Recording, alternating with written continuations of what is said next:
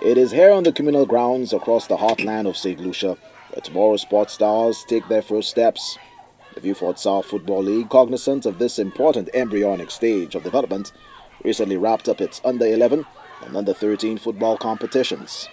Yes, I think today I am one of the persons who seem to be very, very happy at what is happening. Not just today, but for the past couple of weeks, we have had our under-13 and under-11 youth tournament, and it's culminating today. The happy moment for me is that for every day we have that tournament running, that we have at least 70 young persons under the age of 13 that is all assembled in one area, enjoying themselves, having fun. But also part of that is the amount of parental support I think we got here. So from a Vieux Fort League standpoint, we are generally satisfied with what has come out of that. I would also like to take the opportunity as well to express gratitude to our sponsors, the Clark Favre Foundation, for the initiative. They have been with us for the past 6 years, and we hope that they continue. Critics have questioned St. Lucia's sports fan culture, or lack thereof, with debates over whether the weekend watch party crowd and cricket concert goers truly count as ardent sports fans or just bandwagoners. Some local coaches claim St. Lucia star athletes only receive acknowledgement from compatriots after they rise to international prominence. They argue for the most part the playing fields lay fallow and spectator stands at sports venues are empty, with not even parents in attendance. But this was not the case at the Philip Marsley grounds this week. Daniela King came out to cheer on her son, as well as dispel misperceptions about her community.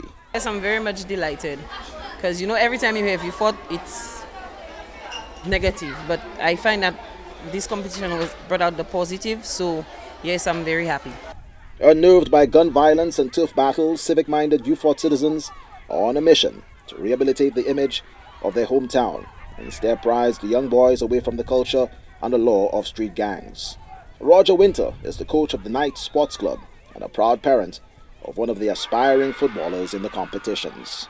This is something that we, the citizens of the South, have been asking for. I mean, it is when you have events of that nature, of course, you tend to get the interest of all the youngsters.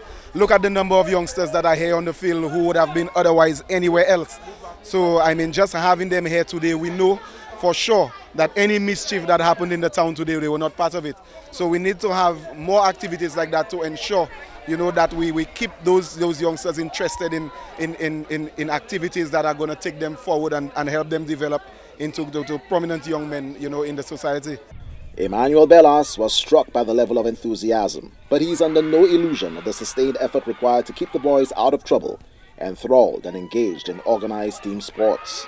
I get to the field sometimes on morning to help with the setup from about 7 o'clock, because the tournament starts from about 9:30, and you would see at that time you already have persons there eager and willing to go. So I think the youngsters were really looking forward to that. What we have to do is to ensure that we continue it to keep that momentum going, so these youngsters may find something positive to engage themselves in.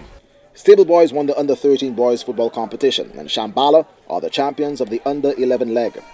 The participating teams in the under-11 contest were Uptown Rebels, Shambhala Knights, Stable Boys, Victory Eagles, and Platinum FC. The under-13 clubs were Uptown Rebels, Stable Boys, Platinum FC, and Victory Eagles.